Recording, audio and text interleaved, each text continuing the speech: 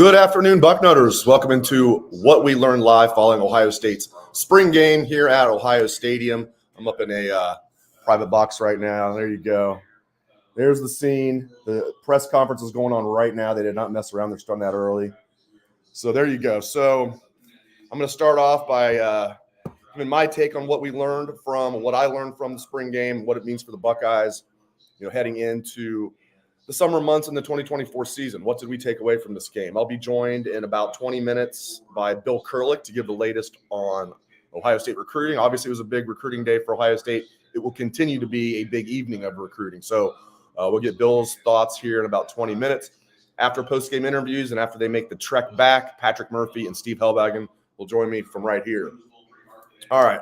So first thing, now Scarlet won 34-33. So offense won by a point, but the scoring system is a little interesting, but it was an interesting spring game. Let's, of course, if you hear the press conference going on in the background, that's what you hear. Okay. Let's just start right at the top. What did we learn about the quarterbacks? Well, people are now going to say there's way too much hype about Julian Sayin. I get that. But I'll say this. If he went out and tore it up today, I would be telling you guys don't put too much emphasis on a spring game. But, he did look shaky today. There's no doubt about it. I thought he looked better late. But definitely was shaky. Had the interception, should have been picked off another time. Had a real easy pass out to the flat that he missed. I mean, he just wasn't the same quarterback that we saw for the majority of spring. That being said, it still tells me a lot that, just what Ryan Day has said about him and what we have seen. So I'm not jumping off the Julian Sayin train, but you guys know I was never on that he's going to be the starting quarterback as a true freshman train. But I think he's still going to push for the job. I'm not writing him off by any means. I thought Will Howard was solid early, crisp, started off 9 of 10, nothing spectacular, mostly check downs, 9 of 10, but then he had 3, not terrible passes, but not good passes in a row, finished 9 of 13. So Will Howard, it was notable to me that Will Howard did take the first reps, was out there first with the first team offense. Devin Brown was second. It's a little bit of a flip from what we've seen most of spring. So seems like maybe we'll see what Coach Day says. And he's not going to make any grand proclamations, but, that tells me right there maybe Will Howard's a little bit ahead of Devin now. We shall see. But, I don't know what you guys think. Maybe this is what Julian Sayin needed. Not that his head was getting big, but there was so much hype around him. This squashes that a little bit. And now I think you can go into the season thinking it's either going to be Will Howard or Devin Brown as the starter. And Julian's going to be right there pushing those guys. And maybe he'll end up being the starter. But, shaky first spring game for Julian Sayin. We saw it yesterday. They had a practice here yesterday, which was his first time, throwing the football here in Ohio Stadium, as far as I know. He was really good the first half of that. It wasn't really a scrimmage. It was more like 7-on-7. They did some team, some 11-on-11. But Julian Sayin yesterday, very hot early and then cooled off. So no surprise, inconsistency is going to be an issue for a true freshman who should still be in high school. I did find it interesting that Aaron Nolan, I wasn't surprised, but Aaron Nolan did not see the field till midway through the third quarter. So 4 guys played a decent amount in the first half. Of course, Will Howard, Devin Brown, Lincoln Keenholz, and Julian Sayin. Those guys all played a decent amount, and Aaron Nolan didn't play at all. Then he got in there and played, quite a bit in the second half. But you guys remember Urban Meyer's first spring game in 2012? Remember they had 3 quarterbacks on the roster? 3 quarterbacks on the roster, period, right? Braxton Miller, Kenny Guyton, and Cardale Jones. 2012 spring game. Urban was not a Cardale fan at the time, okay? He gave Cardale 0 reps in that spring game. And Cardale wasn't banged up or anything. He gave all the reps to Braxton and Kenny Guyton. Can you imagine today if only 3 quarterbacks got reps? So they have 5 quarterbacks on the roster. Or 2 quarterbacks got reps today. If only 2 guys got reps today and they have 5 quarterbacks on the roster, Urban's first spring had 3 quarterbacks on the roster. Only 2 guys got reps. It tells you what I thought about Cardale. So I was sitting there a little worried about Aaron Nolan. We were joking, though. I'm like, he's going to get in the game. And he did. He had one pass that was real shaky. Looked like he was shot putting the ball, got broken up. But then, I thought he did some decent things out there. But it says a lot. He's clearly 5th on the depth chart. There's just no doubt about it. So is he on portal watch? I don't know. I maintain – I don't think all 5 scholarship quarterbacks are going to be on this roster when they kick off camp. But I hope I'm wrong. It'd be nice to have all 5 guys around. Competition's good. Depth is good. So I just think it's unrealistic that all 5 guys are going to be here when camp opens. And obviously the transfer portal window opens Monday. So we'll see what happens. I'm sure you guys have questions. Please leave them for toward the end of the show so I can get to them, because there's just so many in there. When I'm doing this solo, it's hard to keep up with all of your comments. I will definitely get to your questions at some point. All right, let's get to more of what I gleaned today and what it means. Yeah, I think Devin Brown was solid today too. So we'll see. This is a good competition. I think it's either Will Howard or Devin Brown, and now Julian Sand probably going to be that third guy heading into camp, or maybe Keenholz will be third. I don't know. We'll see. Keenholz was intercepted though too. So, what do we learn about the O-line? Well, this is very interesting. All spring, Luke Montgomery was running with the ones at right guard, and then today, Carson Hinsman was in there with the ones at right guard. Seth McLaughlin took the first team reps at center. And then you're thinking, well, maybe Luke will rotate in there next with the ones. Tegra then rotated in with the ones at right guard. Tegra Shabola rotated in with the ones at right guard. And then Carson then slid over to center, rotating a little bit. Seth got a rest. All right. And then Luke only got his reps with the second team offense at right guard. So I guess they didn't see enough from Luke Montgomery for him to be leaving spring. Like, he is our right guard. In fact, it's a long way from that. Sounds like he's behind Hinsman and Tegra. It doesn't really sound like it. It's crystal clear. That's what it looks like. Those guys are the ones taking the first team reps, Carson Hinsman. And it's interesting. Hinsman was not a center in high school. He was a guard. I think he played some tackle too. In fact, he played more tackle than guard, but he wasn't a center. They just projected him as a center. And I think he's going to slide back to center next year. But maybe Carson Hinsman now, a lot of people wrote him off as a third-year sophomore. All those starts under his belt as a redshirt freshman last year, that'd be a nice boost. You have a very experienced O-line then, very experienced. Josh Simmons will be a 3-year starter at the collegiate level. 1 year at San Diego State, 1 year here, and then this year will be his third year. Donovan Jackson will be a third-year starter. Seth McLaughlin will be a third-year starter at the collegiate level, really 3.5 years.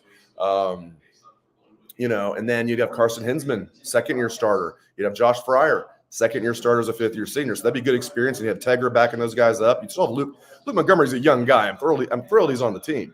And he still might be the starting right guard. But if Tegra and Luke Montgomery are the top backups, along with Austin Seiverveld, that's a solid 8 right there. So it's an interesting development for sure. It looks like Carson Hinsman finishes the spring as the starting right guard, at least has the lead. He's not locked in as a starter. But, and again, I'm curious what Coach Day is saying about all this, because he's talking about the quarterbacks and I'm sure right guard as we speak. So we learned a good amount about the O-line today, in my opinion.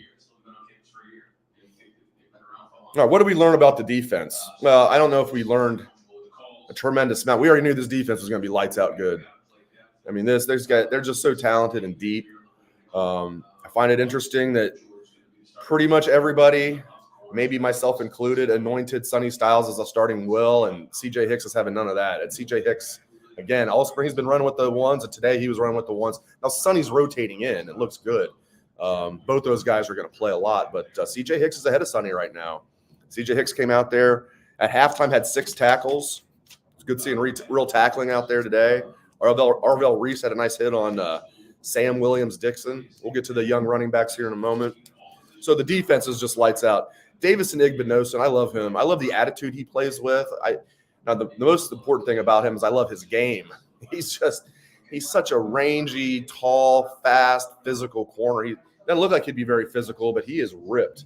And he plays physical, even though he's a little bit, I don't know if I'd call him on the slender side, because like I said, he's just shredded.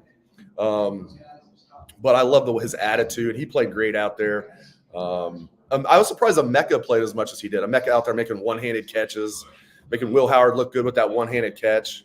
Emeka looked really good in the first half. But Igbinosun, I love that guy. What a get he was last year. It's amazing Ohio State's landed 3 transfers from Ole Miss in the last year plus, and has landed 3 transfers from Alabama, in the last few months. Saying technically counts as a transfer, not a recruit. So since he was at Alabama for like a week or two. He had about as long of a tenure at Alabama as Bill O'Brien did here. So there you go. Not the J.J. Smith show today that we were hoping for, right? Not his fault, though. Not his fault. Some balls that were thrown to him just were not good balls. Sayan had one that some people, well, maybe he was trying to back shoulder him. Like, no, it was just a bad throw. He wasn't trying to back shoulder him. JJ had definitely a step on the DB, and it was just a bad throw by Sayan. So it wasn't the J.J. Smith show that we were hoping for, but trust me, he put on a show all spring. And, he's out there. I mean, technically, I guess he wasn't out there with the ones when they started. They gave Jaden Ballard out there with the ones. It was Emeka, Carnell Tate, and Jaden Ballard with the ones. But Jeremiah Smith is going to be one of the top 3 receivers on this team. He will be a starter when they try it out there against Akron. Mark my word. Okay, the Chip Kelly effect. We learned that that's a real thing. Okay, we learned the Chip Kelly effect. The Chip Kelly effect, I mean, you can see his fingerprints all over this offense. This is not what some people thought, he's coming here to run the Ryan Day offense and make small tweaks. No. We're seeing his, there's going to be more running of the wide receivers. Not that they didn't do that. I mean, Xavier Johnson did that. They did some of that with Emeka. So it's not like they've never done that. But Chip Kelly's so creative with the running game. I mean, he's out there. He's got 2 quarterbacks on the field at the same time. Is that how the saying goes? If you have 2 quarterbacks on the field at the same time, you have none? No.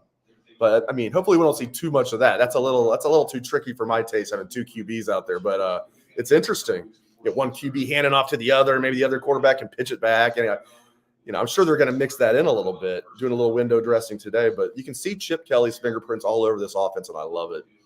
People at the coaches clinic. My friend Ramsey, old colleague of mine at Bucknuts now with, I've been with 11 Warriors for a long time, had a great tweet last night. So he was talking to some coaches who were at the coaches clinic, and they were like, last year at the coaches clinic, we listened to Corey Dennis attempt to talk about quarterbacks. These coaches were saying they listened to Corey Dennis attempt to talk about quarterbacks. They said this year, Chip Kelly spent a half hour alone talking about outside zone and just had everybody captivized. And he was, they were saying say Chip Kelly is an upgrade is the biggest understatement in the history of the world. Whether you consider him an upgrade over, Corey Dennis, Brian Hartline combined, however you want to look at it, whatever the offensive brain trust was behind Ryan Day last year when they lost Kevin Wilson, it was just they needed an adult in the room. That's a figure of speech, but they needed an adult in the room, as we said right after the Michigan game and right after the Cotton Bowl on this very show. They need an adult in the room. My friends, they got one. Oh boy, I mean, you couldn't ask for a better offensive coordinator than Chip Kelly. It's incredible to me that he's here as an offensive coordinator. It's like when they brought him here, it's like some of the pundits out there are like, I don't know about this. People were acting like he was coming here as head coach or something. It's like, and you can see Ryan Day's a lot more calm. Not that he was ever like came across as like anxious or anything, but you can just see because a lot's been taken off his plate. That's how he can do things like join us for a random Thursday podcast this past week. That was really cool a couple days ago. So the Chip Kelly effect is all over this offense. We definitely learned that, and I like that. It's still Ryan Day's offense. I mean, Ryan Day, they're going to collaborate on everything. But Chip's the play caller. Ryan's definitely acquiescing, control over the offense to Chip. You hear him just in his words. So they'll say things. He'll say, yeah, Chip's doing this and Chip's doing that. Well, that's Coach Day's thoughts on this and that about the quarterback. So he'll be like, yeah, well, here's what Chip's doing. It's like, man, not like here's what we're doing. Chip's suggesting this. Like, here is what Chip is doing with this and that and this. Love that. All right, young running backs. I thought Sam Williams-Dixon was good. He's got a little spark to him. He's a guy that people I think have forgotten about now that Dallin Hayden's gone. Maybe he's a guy that can add some quality depth there at the back of the room. But I thought James Peoples was good. Not great, but good. I love how hard he runs. I'll tell you what, I give Aaron Scott credit. Aaron Scott had a nice tackle on him late. James Peoples caught a pass from Sand. It was crashing up in there. You know who James Peoples reminds me of? He reminds me of Boom Herron, but James Peoples is like a faster, quicker version of Boom. And Boom was a very good college back. Don't forget, Boom even played in the NFL for a few years. So Boom was no joke. He was a guy that was underrated and very solid college back was Boom. I'm probably understating it. I think James Peoples will be that, but better. And like I said, I like Boom Herron a lot. Not a big guy, but runs hard. hence Boom's nickname. How did Boom get that nickname? When he was a little kid, he was booming everybody when he played Pee Wee football. Pretty simple. That's how he got the nickname. Great nickname for a running back. So now we got to find a nickname for James Peoples. He looks good. He's going to be able to add some solid depth there. We know who the top two guys are. And Quinshawn looks good, doesn't he? Quinshawn's quick. No surprise there. This guy racked up yards the last 2 years at Ole Miss. So we know Travion and Quinshawn are going to be 1A and 1A. I won't even say one's 1B. And those guys are, to me, going to split reps roughly 50-50. Not meaning they're going to take 100% of the reps and split them 50-50 themselves, meaning of the reps that they get collectively, I think it'll be roughly 50-50. I don't think one's going to play tremendously more than the other. It won't be 50-50 exactly, but I think it might be like 52-48, something like that. And then that number 3 guy, whether it's James Peoples, T.C. Caffey is a guy they like. We saw him a couple years ago have a really good game against Toledo, had a hell of a touchdown run. T.C. Caffey could have gone the MAC route. Had several D1 scholarship offers, preferred walk-on here at Ohio State, heck of a high school running back, Hubbard, Ohio, and he's going to add depth. And then Sam Williams-Dixon. But Peoples is the guy I think can be that number 3 back that if disaster strikes and you need to turn to somebody, number 20 I think can get the job done. And running back is one of those positions where you can play early. We've seen it time and time again at Ohio State alone. So going all the way back to Archie Griffin, I believe that was the first year the freshman could even play. But obviously Maurice Clarett, on and on and on. Travion, his first year here. I mean, just think about it. J.K. Dobbins is, freshman year. Beanie Wells, just on and on and on. Boom Herron was a redshirt freshman when he burst on the scene. But you can play as a true freshman at running back. There's no doubt about it. And I think James Peoples, I'm not going to put too much on him. Again, he didn't look spectacular by any means, but I just like how hard he runs. And he looks like you run that hard, and you have good quickness and good vision, which it looks like he does, and you can be a problem. And he's just going to get stronger. Kid that should still be in high school now. So not a big back, but we'll get stronger. And you don't need to be a huge back if it's the definition of it's not the size of the dog in the fight. It's the size of the it's the size of the fight in the dog. Yeah, it's the size of the fight in the dog, not the size of the dog in the fight. And that's what I see out of James Peoples. That dog has got a lot of fight in him. So no surprise, tough kid coming from San Antonio, playing against top competition. I liked his film. So, all right. We also learned some stuff about the D tackle rotation. Caden McDonald continues to impress.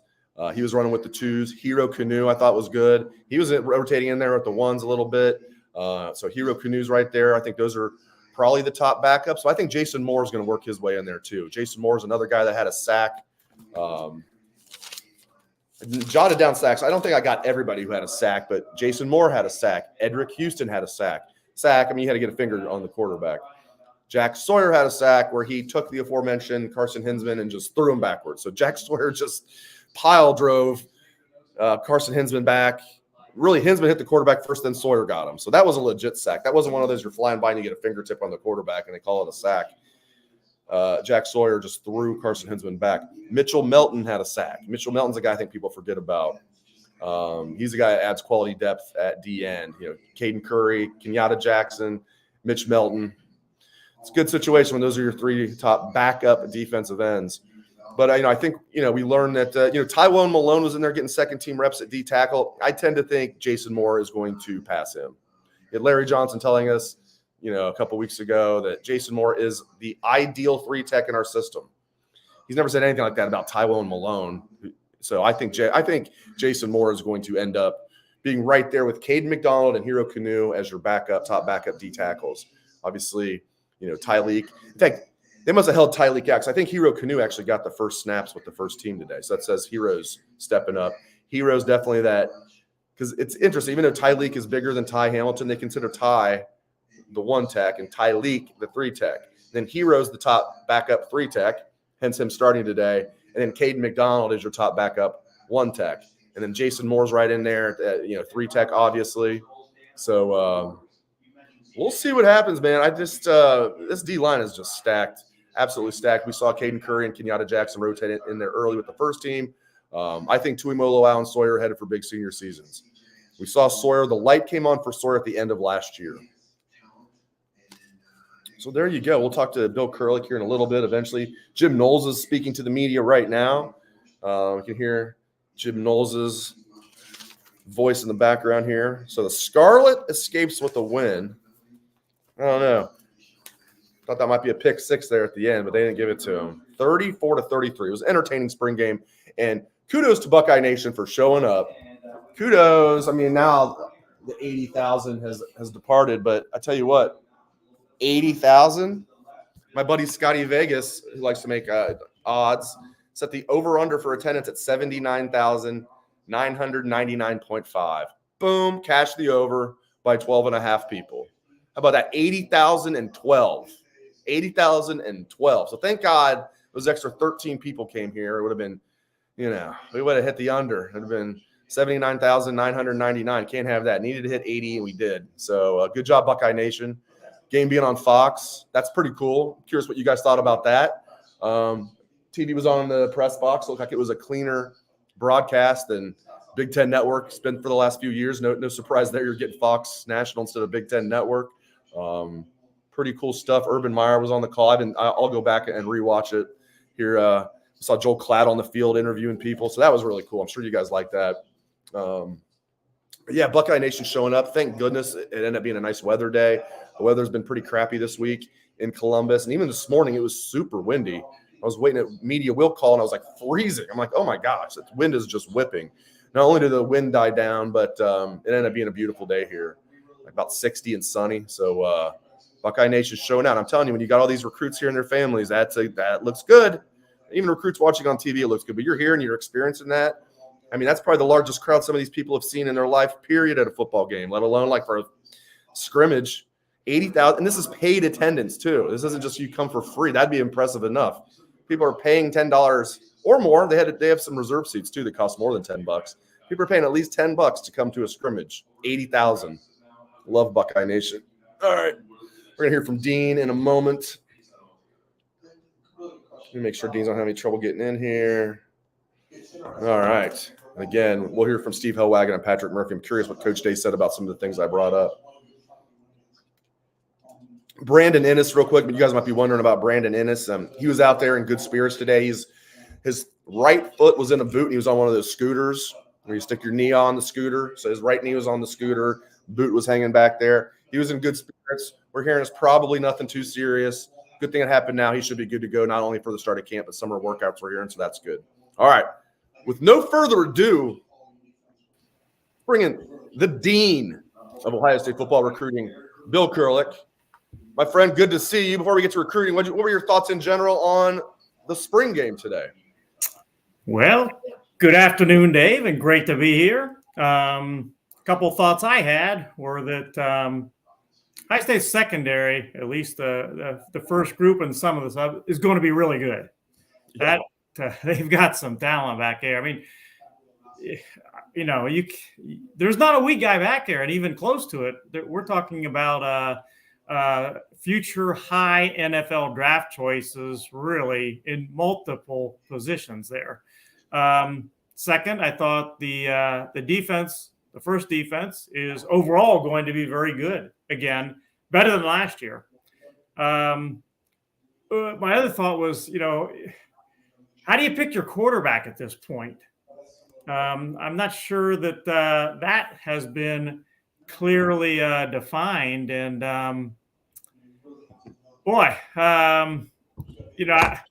there's been a lot of talk about who transfers, if anybody. Well, if I'm one of those top guys, I'm thinking I can be the guy for sure. Right. Exactly. I keep saying, I don't know who it's going to be. I keep saying it's unrealistic that all 5 scholarship quarterbacks are still going to be on the roster when they break camp. If I was a betting man, I'm guessing one will transfer.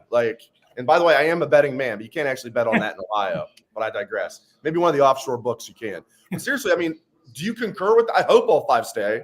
Do you concur? Do you think at least one's going to transfer? Doesn't that make sense to you? Going into today, I thought at least one, maybe 2. In fact, this morning I told my wife, it'll be interesting what happens when the portal opens, and I expect 1 or maybe 2 quarterbacks to leave. I'm not so sure now. Maybe 1, but again, how can any of those guys think that they don't have a chance at this point? Right. Yeah, I know. I mean, there's no separation. Early on, I was like, okay, he's not doing anything spectacular, but Will Howard's doing, and it was notable to me that Will got the first snap because that's we've seen Devin go first. They've been rotating all spring, but Devin usually goes first, maybe always when we've been out there. Devin goes first, then Will. Today it flipped. And early on, Bill, I thought Will looked good. We'll get to recruiting in just a second. I just want to get one more thought on this. Started off 9 of 10, not doing anything spectacular. And then he had 3 bad passes. So I still think Will Howard's going to be the starter when they try out there against Akron, but we shall see. This is a very wide open competition, and Aaron Nolan looked good late. So we'll see. All right. Well, I would agree, Dave, that if I actually absolutely had to pick someone right now, I would go with Will Howard. But if I'm Devin Brown, it's kind of like you really hit it on the nose. They all did some good things, and then they had a few points where you wish you had those plays back. But all of them did that. So, again, I probably would go with Will Howard to begin with, but I don't know that I'm conceding anything if I'm a couple of the other guys. Right. And, again, I will caution everybody to don't put too much stock in a spring game, a spring scrimmage. I mean, Sand had, all of 12 passes? I mean, what if he would have set the world on fire? Were we saying he's definitely QB1 then because of one scrimmage? So you can't put too much into a spring game. Justin Fields 5 years ago, people were freaking out about Justin Fields after the spring game. He was pretty good. So anyway, all right, recruiting. What's the I liken it to spring training in baseball. Don't put too much stock in that. Right, you end up bringing a guy north that hit 8 home runs in spring training, and then you look up at the end of April, he's batting 073 with no dingers at all. It's like, oh, but he was good against those A-ball pitchers he was facing in spring training, though. All right. What's the number one thing? You can name more than one. What's the number one thing people need to know about recruiting right now? Ohio State has now the number 1 recruiting class in the country. It's still early, but hey, those guys care about that too. I remember when Urban was here, he wanted to have the number 1 class, and those coaches keep score. I want to win. Yeah, those coaches, they care about. They want to be number 1, and they are right now with the 2 commitments today. Both expected, I might add.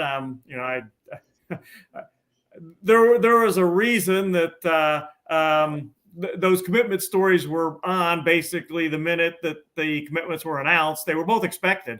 You had, first of all, earlier in the day before the spring game at 10 o'clock, he wasn't at the spring game. He was at Ohio State last week, but Nate Roberts, who is Ohio State's number 1 target, number 1 guy for their tight end position. He committed to Ohio State. Always good to get your number 1 guy. They got him in Nate Roberts, and he is a great prospect. Then right before the spring game was about to start, Cody Haddad, the safety from Cleveland and St. Ignatius, told the staff the good news. He was committing, so he announced it right after the start of the game. So with those 2 additions, Ohio State has moved past Notre Dame, and they now have the number 1 class in the country in the 247 Sports recruiting rankings. Bill, I have more recruiting questions for you, but David on YouTube likes your drip. He wants your hoodie. Where'd you get that hoodie at, Bill? That's a good question. I was given it a number of years ago by somebody. When you get older, when you have Christmas and birthdays as you get older, you don't have to do any shopping. You just wait for the kids or the wife or whoever to get you gifts. That's right. I'm already going through that. Yeah, by the way, this is kind of old school hoodie. I have seen people say no freshman quarterbacks winning a national championship. I mean, ask Trevor Lawrence what he thinks about that. Now, Julian Sand is not Trevor Lawrence, though, but still, come on. I mean, you can win. Now, I know Tua, it was like 1/2 of football, but Tua got in there and saved the national championship game for Alabama as a true freshman. So, but this guy, great minds think alike, and us too, Tay. He said, y'all can't say a freshman quarterback hasn't won a championship because Trevor Lawrence did it. Exactly right. Okay. But I agree. I think Will Howard's going to be the guy. Okay. Any interesting developments from today? Anything that surprised you, good or bad? People, arrivals that weren't expected to be here, people that didn't make it that were expected to be here. What about today? Not really too much. I mean, so far everything's as expected. They got the 2 commitments that I really expected to happen. The guys that have shown up have been, pretty much the guys I expected to show up for the most part. Now, you never know everyone that's going to be there. You just don't. And I think as the day goes on, I'll find out that one or two guys that I did not necessarily expect to be there are there. That always happens, but it's a great day for Ohio State. And, the thing that's interesting is that the weekend of the Student Appreciation Day, and I know you were there, Dave, and that was a huge recruiting weekend. That was arguably the biggest recruiting weekend of the spring. Today has been a little bit different. They got almost all of their top targets on campus at some point earlier this spring for the class of 2025. So it wasn't really unexpected that those guys weren't all going to come back today. A few of them did, but it was more about getting those commitments and getting great 2026 players on campus, which they did today. And then the other thing is that of the 12 there were 12 Ohio State commitments going into today, 11 in the class of 2025 and 1 in the class of 2026. And out of those 12 prior commitments, 11 of them got to Ohio State today to make their return visits. I think that's pretty fantastic. And, those guys start to get to vibe together and all that. And it's just great for the program. I want to ask you about O-line recruiting. I mean, thankfully, we have a stud in-state, Carter Lowe. They already have a commitment from him, young man from Toledo, Whitmer, one of the knocking on the door to be a 5-star, very, very, very high 4-star, number 33 overall player in the country, according to 24/7 Sports, the number 5 offensive tackle in the country. So they've got Carter Lowe.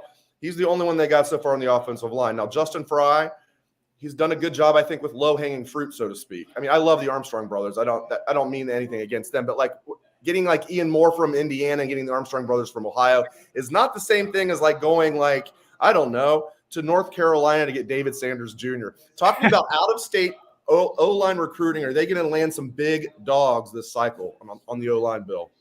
Well, I would say that it's a possibility, but not even close to a certainty at this point. David Sanders, you mentioned, they have a chance. They did really well. He was one of those 2025 guys that visited earlier this spring, and it went really well. I think that visit put Ohio State up there in his top 3. But, he's from North Carolina, so he is, south of here, obviously. And his other 2 schools that I believe are up there are Clemson and Alabama, with Georgia hanging in there too. So it's not going to be easy to pull him out of the South. They've Micah DeBose from Alabama. They've got a shot at him, absolutely. But again, he's from Alabama. That's not going to be easy to beat out Auburn and Alabama, and as well as 1 or 2 others. But it's not going to be easy to get him out of the South, even though he is originally born and raised in Ohio, Cleveland, Ohio. So there are some. Doug Utu, by the way, at Ohio State this weekend. He is an outstanding offensive lineman. He's not a tackle. Everybody wants tackles right now. He's probably I think he's going to be a guard in college, but he's from Las Vegas. Not going to be an easy pool, but a possible pool. And there are some others too. What are you hearing, if anything? Not that you needed more work to do, but now the portal is going to open on Monday. What are you hearing, if anything, about the portal? I think, just my gut, they're going to land multiple players, maybe that running back from UMass, and multiple might mean 2. I think they're going to lose more than they gain, but I think they're not going to lose anybody that's really going to keep them up at night. But what are you hearing as far as transfer portal? Do you think they might land an offensive lineman? What are you hearing, or maybe other positions? What are you hearing about the portal, Bill? Well, I think offensive line is the position. And, I can see why a lot of people have thought that the UMass running back is going to end up at Ohio State. I don't think that's going to happen unless something changes. They obviously lost Dallin Hayden, but they have not made up to this point a real strong push for the guy from UMass. In fact, he talked to Ohio State back in January when Tony Alford was the running backs coach. It was not a really strong push even then, and there hasn't been a lot of contact since then. So I would be a little bit surprised if that happens. But I think still the running back situation right now is pretty darn good. I mean, at the top, you're not going to get any better in Travion Henderson, Quinshon Judkins. Could they maybe use a guy to take Dallin Hayden's place? Yeah. But again, James Peoples looked okay today. He's going to be a pretty good player for Ohio State, I think. So, I think they're okay there. Although, again, I think they'll take a look at that situation. But to me, offensive tackle or even what they really need is an impact type guy, a guy that can come in on the offensive line and be a stud. That'd be nice. By the way, the running back's name is K-Ron Lynch Adams. He was a fifth-year senior at UMass last year, over 1,200 rushing yards, a young man originally from Ohio. Started his career somewhere else, then went to UMass, so he'll be at his third school, which is like a common theme now in college football. So that's what his name is, K-Ron Lynch Adams. But as Bill said, not much contact between the two right now. Yeah, I think just for depth in case there's injuries there, I'd like to see another scholarship running back, but it's not crucial. As you said, you got that great 1-2 punch. Then you got James Peoples. They like TC Caffey a lot. He's not your typical walk-on. And Sam Williams-Dixon looked good to me today. Not great, but looked good. But Lynch Adams, by the way, is from Warren Harding, Ohio. That's where he went to high school. And he first signed out of high school with Rutgers. He was at Rutgers. Then he transferred to UMass, as you mentioned, Dave. And he got in the transfer portal in January. He also thought about the NFL possibly, and he is currently in the transfer portal. But I just talked to him actually a couple days ago, and really Ohio State was not making a push at that point. Yeah, I like TC Caffey. I've always talked him up. I just want to be clear. I mean, guys, what was it, 2 years ago where they had like no running backs left? Right? Did people forget that? Or Travion was hurt. Mayan was hurt. They were down to like Chip. They were down to like no running backs in the Georgia game. Okay, they're playing and they're in the playoffs, and Xavier Johnson's the running back. Okay, depth disappears quickly. You need more than 4 scholarship running backs, in my opinion. It's nothing against TC Caffey. I like TC Caffey. But guys, it was 2 years ago in the Sugar Bowl, or excuse me, in the Peach Bowl, we had no running backs left. Yeah, I would love, especially with Dallin Hayden into the portal, I would love to have Trey back. No, he would be a guy that would give Ohio State plenty of insurance. And DeMonte Train, of course, I'm referring to. I see we have Alabama fans in here trying to troll. I just deleted one. Yeah, Julian saying sucks. I tell you what's going to suck is trying to replace Nick Saban. Hope you enjoyed that dynasty because it's going to end now. I appreciate Caleb Downs, Julian Sayin, and Seth McLaughlin. Maybe bring one more. I don't know. We'll be greedy about it. All right. Anything else we need to know before we let you go about recruiting? Anything that you're working on in Bucknuts that people need to know about Mr. Kurelic?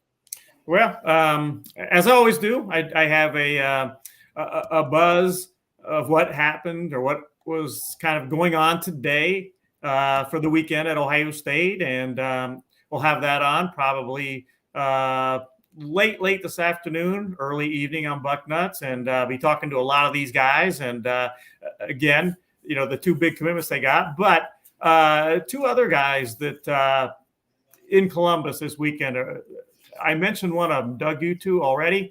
Madden Framo, he is a linebacker from California, and he is a very good one. He's a class of 2025. So those 2, and Jonah Williams is a 2025 safety, one of the best in the country, another guy.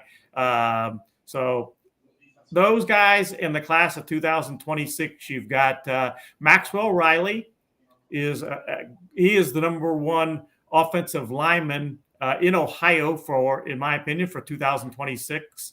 And then Will Conroy from Cleveland St. Ignatius. Those guys, 2 guys at Ohio State today that are big Justin Fry targets.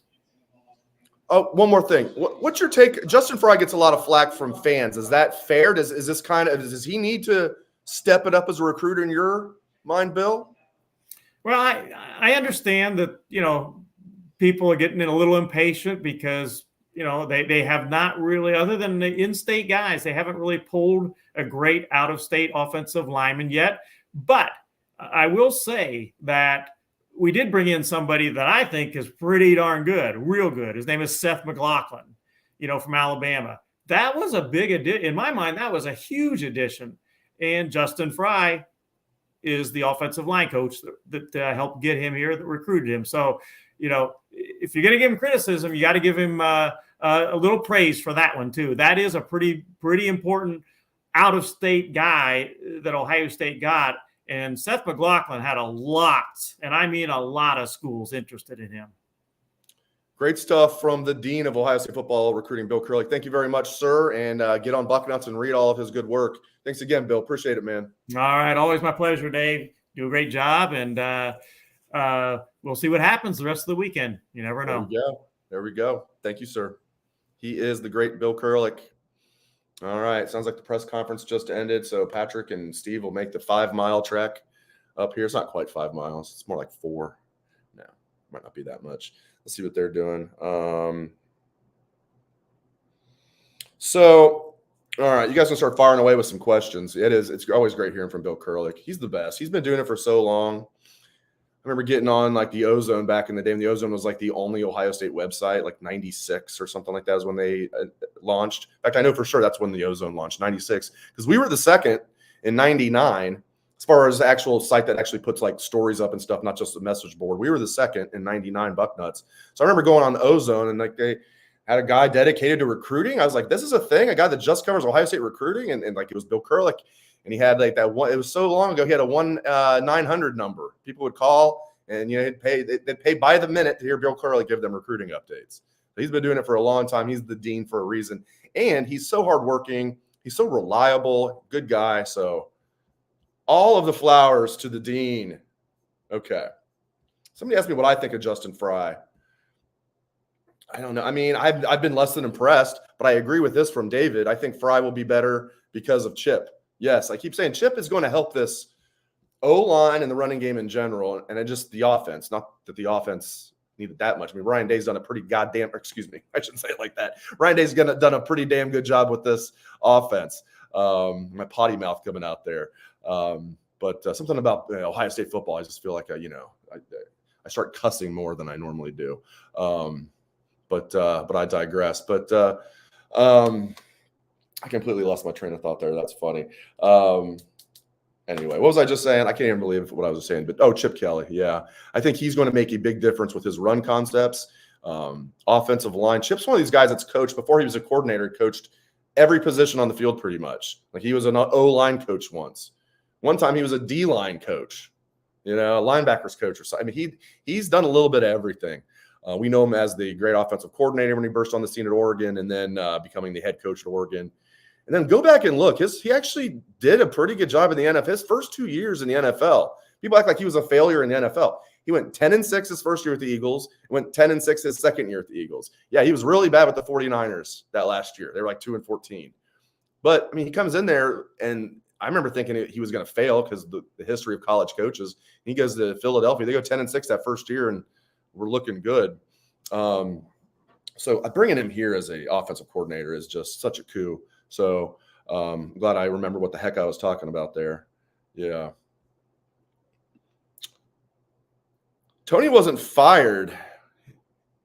HC Buckeyes, I should always read these out loud for people that are just listening to the replay audio only podcast. HC4 Buckeye on YouTube. Good point about Alford. Why was he fired? Tony Alford was not fired. He just wasn't given an extension and got a little bit of a pay cut. And then Michigan came in and offered him 3-year contract, $850,000 a year. He's making about $772,000 a year here, but only had this year left. It was a prove-it year for him.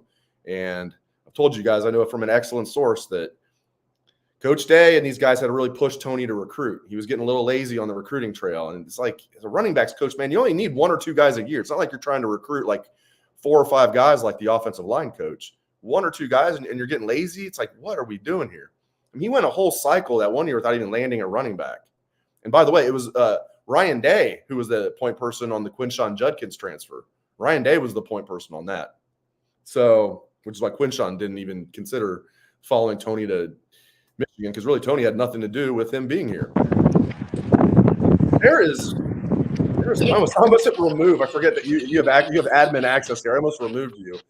Patrick Murphy, live from Ohio Stadium. Where is that? I can see you down there somewhere. I'm also live at Ohio Stadium, just up in the press box. So I'm curious what Coach State said. Let's start with the quarterbacks. What did he say about the quarterbacks that stood out? No decision. I think it's a lot of what we. You're cutting out on me, my man. There were some good days. Bad things, the things they Could have. Just come up to the press box if you aware of can. it. Chip Kelly too said, he was asked about Tuesday in the transfer portal, and if they feel like there's a urgency to give these guys feedback. He said they've been giving them Day to day. You're cutting out on me, man. Can you just come up to the press box? All right, I'll be up there. All right, sounds good. Thanks. Sorry about that. A little bit of interference here when you're on the field and you're in a cathedral that holds 105,000 people. Boy, this place is beautiful, isn't it? And it's just beautiful. It's just beautiful. It's fun being here. You gotta love it. You just gotta love it. You gotta love it. There we go.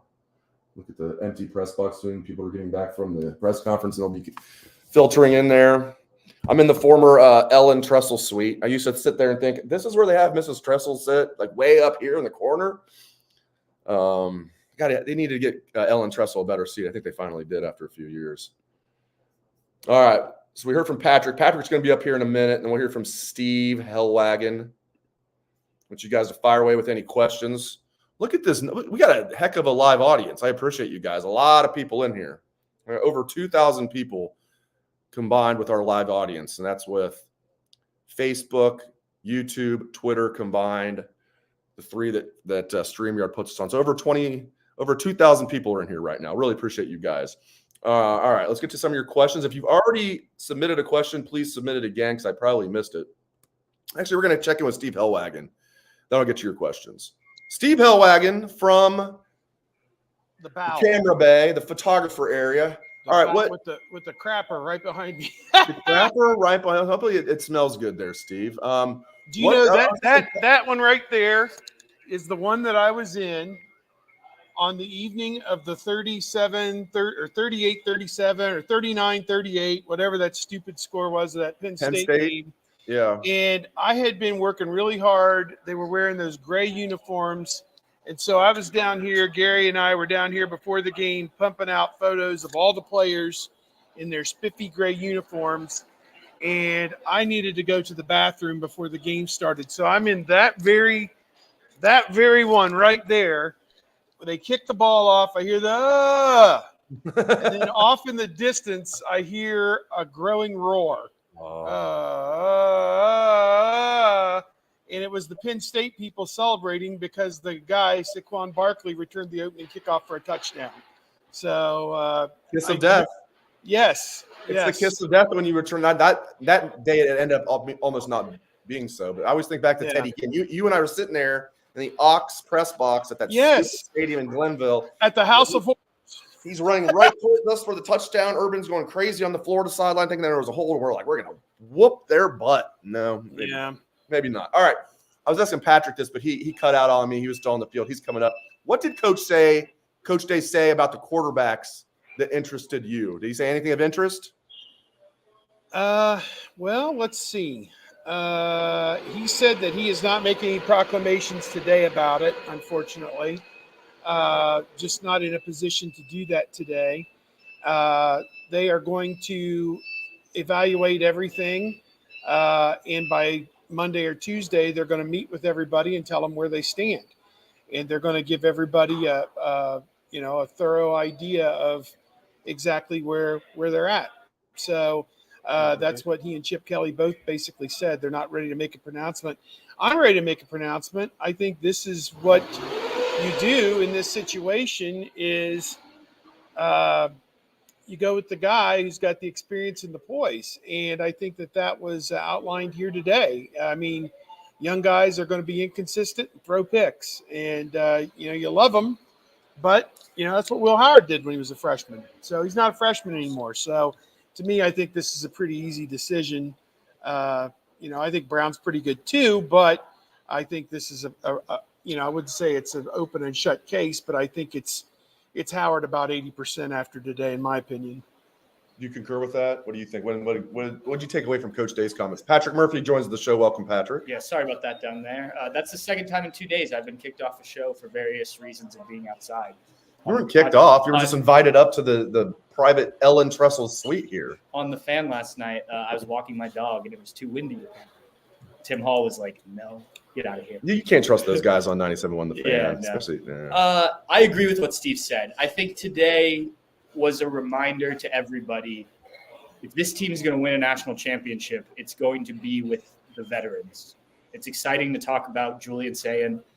I think Jeremiah Smith will certainly factor in, but Emeka Egbuka's catch is the prime example of that's the best receiver on this team. He hasn't done a ton this spring because he doesn't need to. And he's still going to be Emeka Egbuka. The quarterback situation is different, obviously, because a lot of those guys haven't played. But throughout the spring, I mean, Ryan's talked, Chip Kelly's talked. Those are the two, Will Howard, Devin Brown, have been the two guys they've talked about. Now, yes, he said Julian Sayin's in the mix, and I don't think that that's incorrect that he would be in the mix because he can make some plays and he's very talented. And look, frankly, he could enter the transfer portal on Tuesday for the second time this offseason if you don't say things like that. Right. So Yeah. I think you just have to – yes, I get getting excited about young players, new players. We all do it with our teams. But if this team's going to win, it's those veteran guys, the guys that you know. That's the reason all these guys came back and everyone was excited earlier this offseason. And I think that's important to keep in mind as we go into fall camp because there'll be more guys that make plays.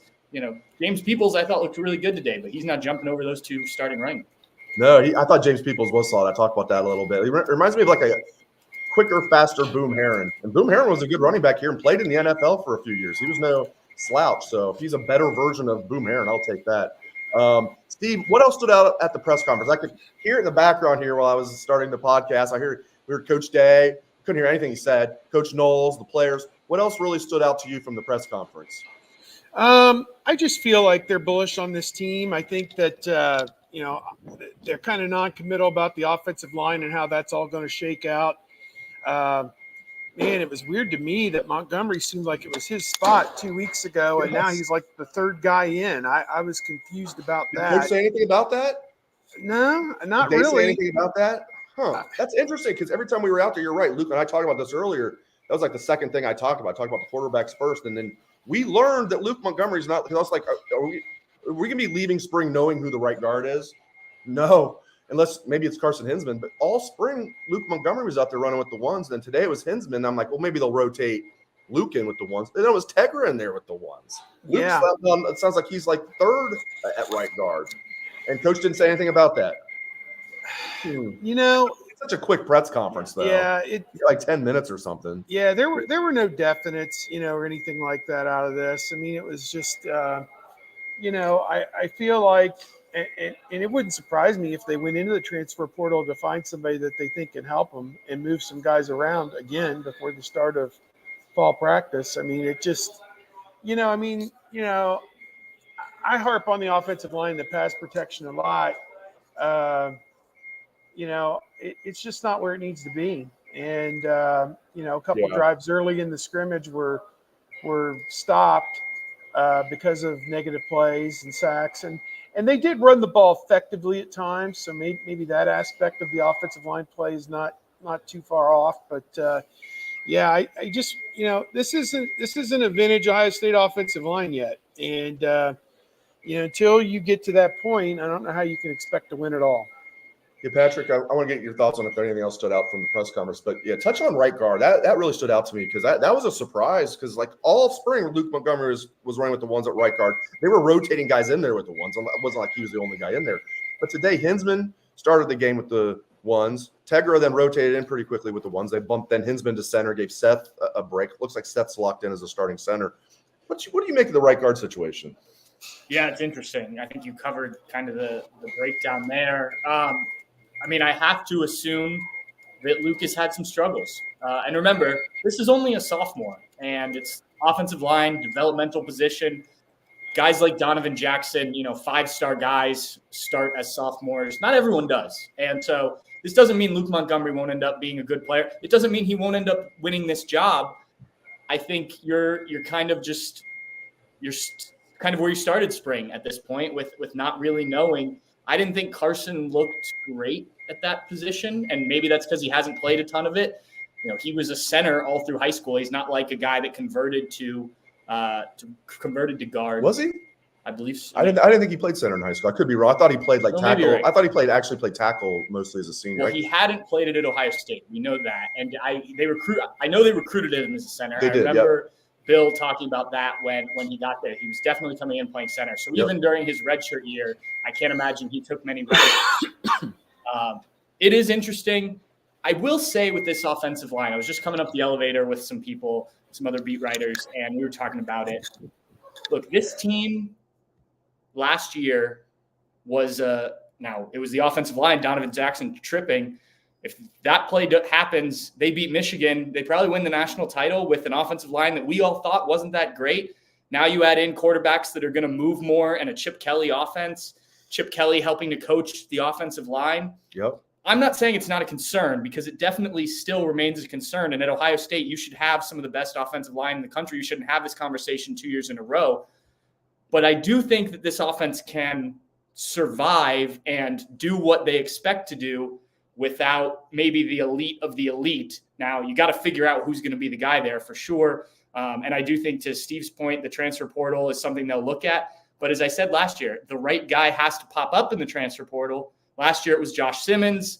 Took him a while to kind of get up to speed. So you don't just assume because they go get a guy at transfer portal, he's going to be an immediate impact guy either. So it's going to be an interesting offseason to keep an eye on that position and who starts there at the beginning of fall camp. Steve, we'll get you out of here on this. Steve, I'm never a national championship or bust guy. To me, I'll get you out of here on this. I'm never a national championship or bust guy, but I think I'm breaking my own rule this year. Nothing based on what I saw today. Not that today gives me any trepidation. It's just based on analyzing this roster, based on the hunger of this team, based on the coaching staff. I feel like it's a national championship or bust season. They've gone all in with the NIL, bringing transfers in, bringing Chip Kelly in as offensive coordinator. Are you national championship or bust, or is that putting too much on this team this year?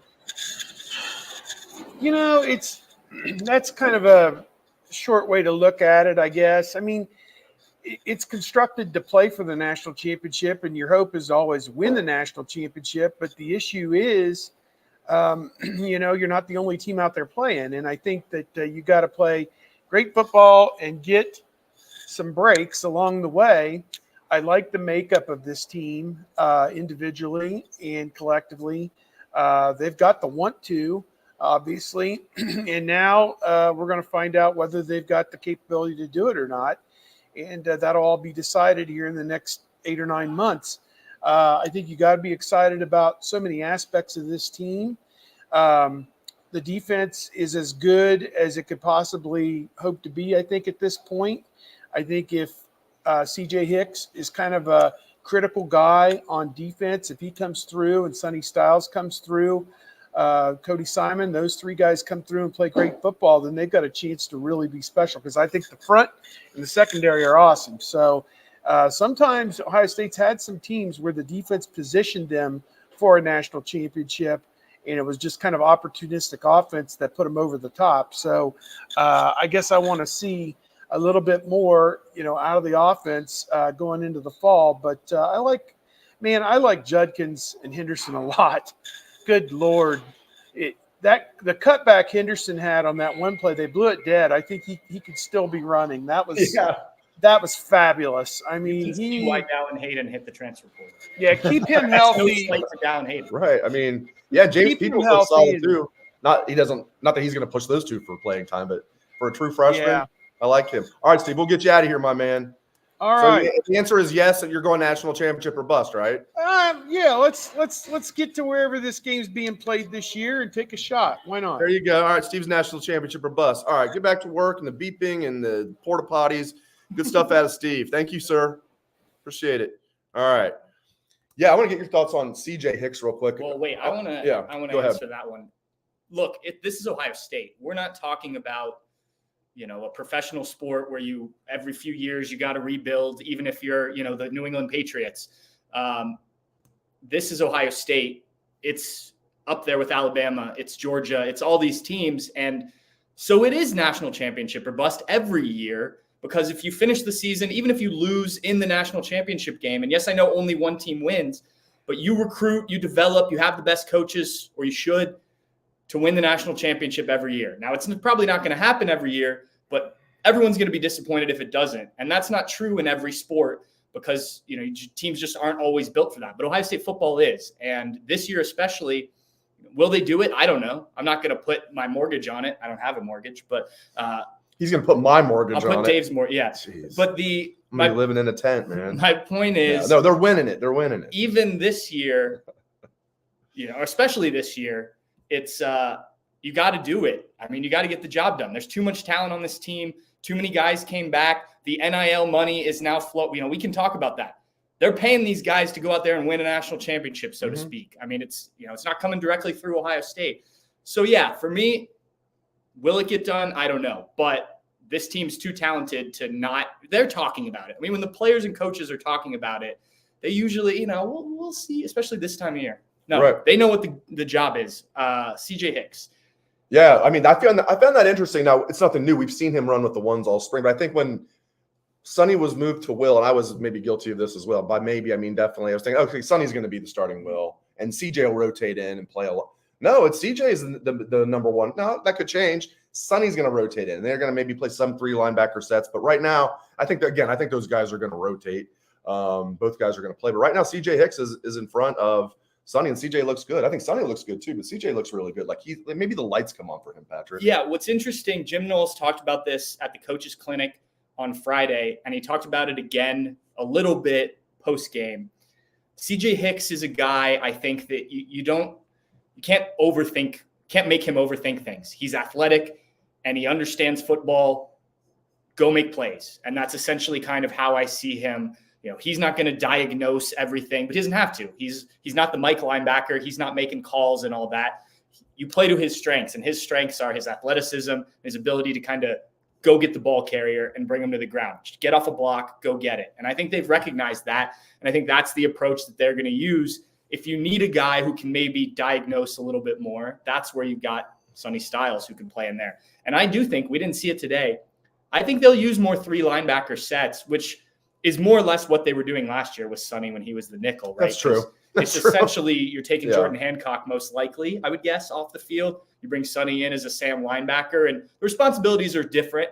But essentially, if you're sitting up here, you're watching on TV, and Sonny comes into the game, it's gonna look similar to a lot of what Jordan Hancock will do as well. I think it just depends on matchups and what you want to get done. So, yeah, I think CJ Hicks is making progress, and I want to be clear. I'm not slighting him by saying this about him. I think he's a good player and he's getting better. It's just you play to what he's the best at, and he's go get the ball, bring the ball carrier down, which is what you need from a linebacker at that position. We always get what we need from Patrick Murphy. Great stuff, man. Great stuff. All right. Appreciate you joining me. Yeah, go ahead. Quick thing. Yeah, please. Chip Kelly, I can't wait to talk to him more. I know. The way that he was asked about the wing tee that they did at the beginning of the game. I don't know if you touched on that already. I told you missed that in practice yesterday, but they lined up under the right guard with the wing tee, and then everybody spins and shift the formation. He said that was to sort of honor Woody Hayes, and he's like, Woody Hayes, he's kind of a big deal around here. Yeah. You feel his presence, and he said, if it was good enough for Woody, why wouldn't it be good enough for us now? And I thought that was really interesting. He's obviously paid attention. He also he was talking about how for some of the young guys, you're looking around being in the horseshoe for the first real time in front of 80,000 people for a spring game. And he goes, and the offensive coordinator and quarterbacks coach was looking around. I've never been in this stadium until yesterday was his first time. He did mention, when Ohio State and Oregon played, it was in the Rose Bowl. So he'd never been here. And he was impressed with everything. And he caught himself a couple times kind of just glancing around and taking in the atmosphere and whatnot. So I think this is a guy who has found a good spot in what he needs in his career. And I think some of that innovative stuff, we didn't see a ton of it today, but some of the motions and things like that, it reminds me of when a guy named Ryan Day showed up here. And maybe things look different. Right. And even when Urban first got here, and I think sometimes you get here, especially as you become a head coach and the pressure gets to you, you pull back on some of that. I think Chip Kelly's going to add some innovation into that offense. It's a great point. It's a great point. Like you come in, you're just like, you kind of have the freedom. I'm going to just be like a gunslinger, so to speak, as a play caller. And then you kind of, you nailed it. Yeah. You nailed it. Because you still see it with Ryan Day sometimes, like the Georgia game and things like that. But we've talked about it before. He gets a little tight. Well, now he's got a guy who maybe won't allow things to get as tight, and I think that's only good for the Buckeyes. I love it. This coaching staff is fantastic. You're fantastic too. Good stuff, my friend. I'll see you later. All right, Patrick's going to get hard to work on some stuff. Make sure you get on Bucknuts, read all that stuff. Let's get to some of your questions here. Okay, fire away with some questions. Great hearing from Bill Kurelic, Steve Helwagen, and Patrick Murphy. Glad I got Patrick up here because Patrick on the field, that was not working. It wasn't his fault. Just in this huge stadium, it's tough sledding when you're way down there in the field trying to get cell reception, even when there's not many people here left in the stadium. All right, my good people, let's get some questions. We're going out to Facebook. Dan on Facebook. Any thoughts on the tight ends? Yeah, I mean, G. Scott is clearly the number one guy. Patrick Gird's a guy I think people forget about that's going to play a lot of football this year. Currently a walk-on, but I think he's going to be a scholarship guy. I asked him, are you still a walk-on, or did you get bumped up to scholarship? He's like, I can't really say much about that right now. So I'm like, oh, that sounds like good news. So look for Gird, Pat Gird, who actually has 2 years of eligibility left, even though it says he only has 1. 2 years of eligibility left. He'll play as kind of that Mitch Rossi type. He did a little bit last year too. Jelani Thurman is obviously the tight end with the highest ceiling on this team. I want to see Jelani Thurman out there. We saw him make a nice catch out there. That was actually yesterday. I've seen so much Buckeye football the last 2 days. It was yesterday he had a really nice touchdown in the corner of the end zone. I mean, I'm not breaking news here. Jelani Thurman is a tall drink of water. Just throw that ball up. It's not like he can't jump up and then get it too. I mean, he's every bit of 6'6", long arms, and he's athletic. That kid has NFL talent written all over him. It sounds like his work ethic's gotten a lot better. The coaches were saying things about him that they weren't really saying last year. Last year, it'd be like, what does Jelani need to do to get in the mix? Like, well, he has to be more consistent. He's got to do this and that. It was all stuff like practice stuff, got to be more in the playbook and this and that. And you're hearing stuff like Jelani's doing everything we're asking him to do. You also hear them say they gush about G. Scott. Now, and Bennett Christian's also going to be in the mix. And Will Kazmarek, I'm glad they got him, the kid from Ohio University. He is pretty slow, though. He's pretty slow. Now, he looks like he got pretty soft hands. He's a big boy. He can block. And he's going to be an effective, I think, pass catcher because he's a big target and he's got good hands. But, man, he is not – he ain't going to beat anybody in the 40-yard dash except for me. He'd beat me. Probably barely, but he'd beat me. But he's not a very fast guy. But I like overall with those 5 guys, you got some high-end talent with Jelani Thurman. You got the veteran with G. Scott, who's now tight end sized. He says he's 245. He's listed at 243. A lot of it. G's now played a lot of football here. Looked good out there today. So he's going to be out there a lot. And then we'll see. I just like that they have 5 guys that they can that they feel good about. I've had a few questions or comments about this. I want to throw it out there. Jason, I think people now, because we're all basing it on a scrimmage, I've seen people say Aaron Nolan looked the best. Will Howard looked the best. Devin Brown, Jason on Facebook saying, was it me or did Devin Brown look like the best? We've had other people say Devin Brown looked like the best. I haven't seen too many people say Julian Sayin looked like the best today. It wasn't a really good performance for Julian Sayin. But again, though, I mean, everything that we've seen this spring, everything that his teammates have said, everything that the coaches have said, I mean, he's had a really good spring. He just didn't have a good game today at all. Had a bad game. Let's not sugarcoat it. Julian Sayin played bad today. Like he kind of didn't have a good game. No, he played bad. Okay, we could call a spade, while recognizing that the other 14 practices went pretty darn well for him. He was the first. He got his black stripe off like that. Quickest quarterback under Ryan Day to ever get his black stripe off. Boom. Should tell you guys something. So did Devin Brown look the best today? I'm going to go back and watch the game when I get home before UFC 300 tonight. You guys into UFC 300 tonight? It's going to be fantastic. I would be on sleep deprivation because they say the main event starts at like midnight. It'll be more like 1 o'clock in the morning here in the Eastern time zone. So, I mean, I don't think we learned a tremendous amount about the quarterbacks today. I think a lot of us are in agreement. I know my colleagues agree on this, Steve and Pat. I think Bill said the same thing. I think Will Howard's going to be the starter, but when he transferred here, and I know what he's getting in NIL, I was thinking, oh, he's 100% the starter. And, he's what they need. If you watch the highlights of Will Howard, he's a gamer. He does things that don't show up when he's not playing real football, because if you just get a finger on Will Howard, he's considered down. I mean, he's good at keeping plays alive. He's accurate within 20 yards, had a pretty quick release. He's not a guy that's going to wow you down the field, that's for sure.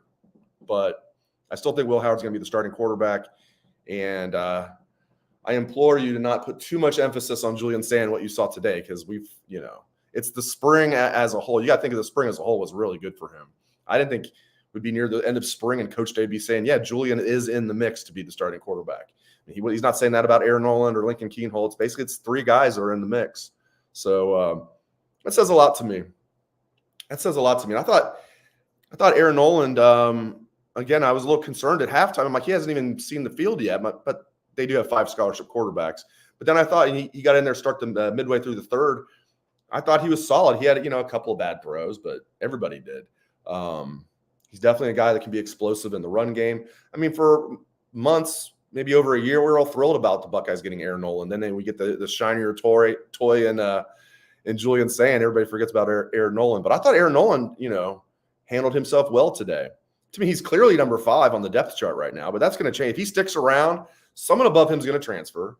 That'll put him at number 4, and maybe he can work his way up. Maybe there's going to be injuries. I hope Aaron Noland sticks around. Kid's got a tremendous amount of talent. We were all thrilled the Buckeyes that he was the quarterback in the class. I guess technically he still was the only quarterback in the class, since they technically consider saying transfer. But yeah, it's going to be interesting to see how this pans out. I do think somebody's going to transfer. I don't know who. And I think they're going to go into camp with 4 scholarship quarterbacks. I keep repeating myself, but I would love all 5 to stay. I just feel like the odds are against that.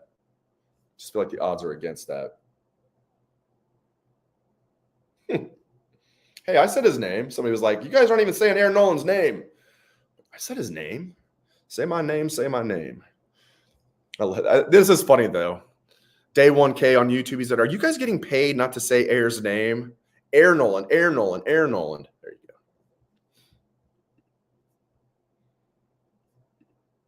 Brian on the Book of Face. Wide receiver, defensive back, and D-line showed the most depth.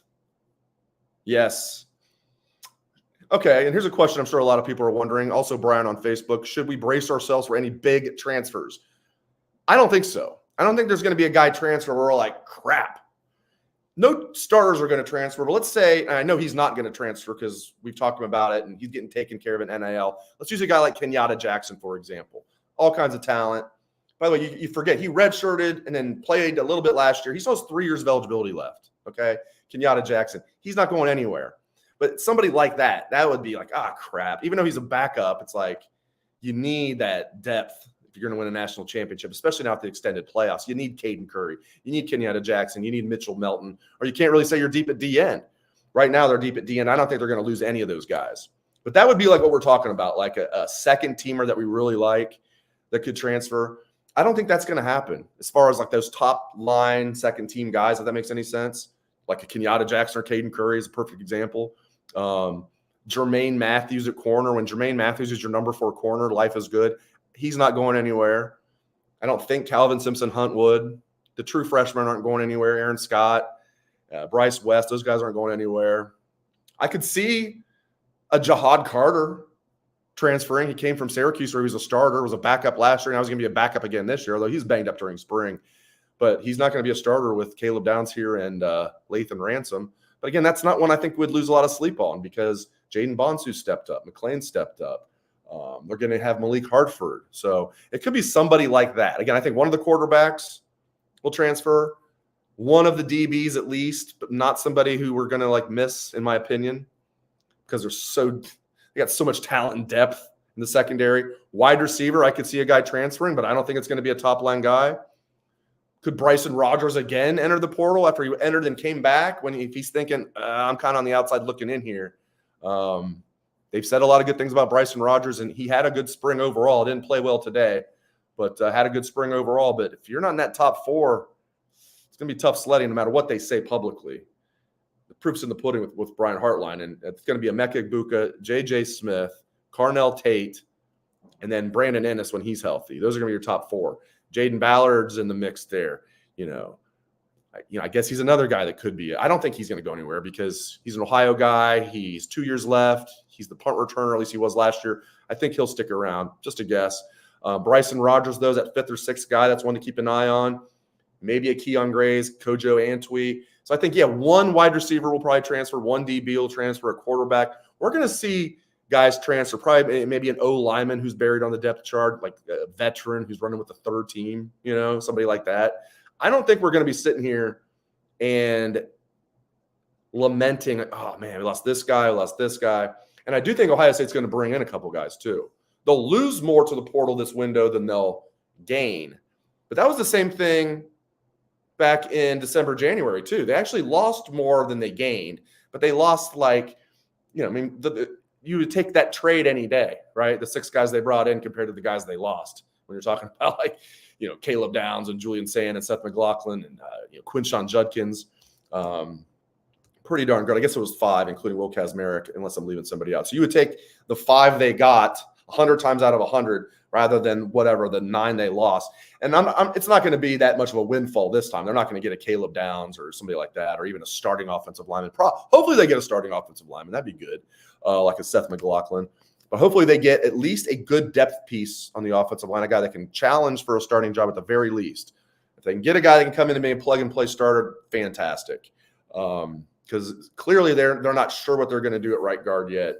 And is right tackle set with Josh Fryer? It sounds like it is, but I wouldn't mind more competition there too. So hopefully they get an offensive lineman. And I think it sounds like I might be on an island here. Maybe I still have PTSD from the Peach Bowl against Georgia. We're down to Xavier Johnson as the running back. I mean, you just can get depleted at running back so easily in football, as we all know. So I'd like to see another scholarship tailback on this roster. I like TC Caffey a lot. Even if you consider him scholarship caliber, which I do, I think just for depth, you need another scholarship running back after losing Dallin Hayden, just for depth. That's just my opinion. All right. Great stuff. Everybody's disagreeing with me about they don't need another running back. Do you guys not remember the Peach Bowl? Jeez, and it wasn't just that game. Michigan game, they're down to just in we went into the 2022 season being like, oh, they're so loaded at running back and this and that. You got Evan Pryor and you got Travion and you got Mayan. Well, Pryor out for the year. Boom. Then Travion's hurt all year. Mayan's hurt all year. Oh, what happened to that awesome 1-2-3 punch? Gone. Now you're down to a converted linebacker and a true freshman in the Michigan game. So you guys can say we don't need another running back. Reasonable minds can disagree. I say get another running back. What's the problem? If he's willing to come, if that kid from UMass is willing to come here, what's the problem? Depth is good. I'm not saying he's going to push any of these guys for a lot of playing time, but you need depth. You don't want to go in. It's a longer season, my friends. You don't want to go into the Michigan game and the playoffs with 2 healthy running backs, maybe one that you converted from defense and another you converted from wide receiver. Depth is good, especially at a position like running back where you get banged up. It's got the shortest shelf life of any position in sports, professional sports. NFL running back, shortest shelf life of any position in professional sports, period. So if you're going to stock up on depth, running back's the place to do it. So I just disagree with you guys. Get another running back in there. Is that going to make or break the season? No, I don't think it is, but I want to cover all my bases here. They've done such a good job building depth everywhere. Don't leave any stone unturned. I'll be like, we're okay. Travion's durability is an issue. What if he gets hurt again? Then you're down, okay, you have Quinshon, great. He could be the bell cow, no problem. James Peoples, the backup. Then what if Quinshon gets hurt? Okay, you're okay with James Peoples and TC and Sam Williams-Dixon, but then you're just down to those 3, okay? Bring in another guy for depth. I'll get off my high horse now. I love this running back room. I just want to see one more guy for depth. All right, there we go. Somebody agrees with me out there. There you go. Day 1K, you need as many running backs as you can in football. They get hit too much, and Trey is injury prone. Yes, there we go. All right, my people are coming out of the woodwork now. I'm paying people to say they agree with me. Eddie, I'll Venmo you the $20 here in a moment. Eddie agrees with me too. By the way, another thing I like about James Peoples, he's a willing pass blocker. He looked good in pass pro to me, and that's huge as a running back. That's one of the reasons Dallin Hayden didn't see the field very much here. He was not reliable in pass pro. They thought he was going to get the quarterback killed. Everybody thought it was fumbling. I heard it was pass pro. James Peoples is in there putting his head into people's chest. I like that. Who's the best pass pro running back we've seen at Ohio State? Ezekiel Elliott. Now, was he fantastic running the ball? Yes. He's the best blocking running back that I've seen. There was a play in the 2015 Game Up North game where he was the lead blocker for JT Barrett. Some of you might remember this. It was such a great play. And Jabril Peppers is coming in. Zeke takes him and like Peppers flew back. I'm not even joking, like 5 yards. Zeke just took him out and Peppers goes flying and JT goes running down for like a 30-yard gain. It wasn't a touchdown, but it was a pretty long gain. And Zeke just took him out. My point is if you're a bad bleep blocker, you're probably going to be a bad bleep runner. And you're not going to see the field here if you're not good in pass pro. They're not going to put you out there. So that was good to see James Peoples out there knocking some heads in pass pro. Again, not a big guy, but tough. I love that. Love that. All right. I'm looking forward to rewatching this game because from up here in the press box, you might as well be on the moon. No, it was a lot of fun being here. I love being at Ohio Stadium. Huge audience. Really appreciate you guys. Almost 2,500 people in our live audience alone. Really appreciate it. You guys are awesome. Buckeye Nation showed up today. Over 80,000 here in the shoe. Scarlet emerges with a 34-33 win. Entertaining game. And now the countdown begins. It's going to be a fun year. First season of the 12-team playoff. First season with the West Coast teams coming to the Big Ten. No divisions in the Big Ten this year, which I love. No more Big Ten JV division. No more the sixth best team in the Big Ten gets to go to the Big Ten championship game because they won the JV division. No, we're done with that. And Oregon is going to be legit. Buckeyes might play Oregon twice this year. Hell, maybe 3 times, right, with the playoff. Oregon's going to be legit, and Buckeyes have to go to Oregon, almost midway through this regular season. Was it like week 5? That'll be fun. That'll be fun. At Penn State, that'll be tough. So I'm sure that'll be a whiteout. And then the game up north. It's really, to me, a 3-game regular season. Team up north, I think they're in big trouble. Big trouble this year. Big, huge trouble. We'll see. We'll see. All right. Appreciate you guys very much. Thanks to the Dean, Bill Kurelic. Thanks to Patrick Murphy and Steve Helwagen. And thanks very much to all of you, our live audience, the people who are listening to the replay version. Really appreciate you guys. Hope everyone enjoyed the spring game. Thanks for joining me. I am Dave Biddle. Again, 34-33 Scarlet over the Gray. Appreciate you guys. Go Bucks.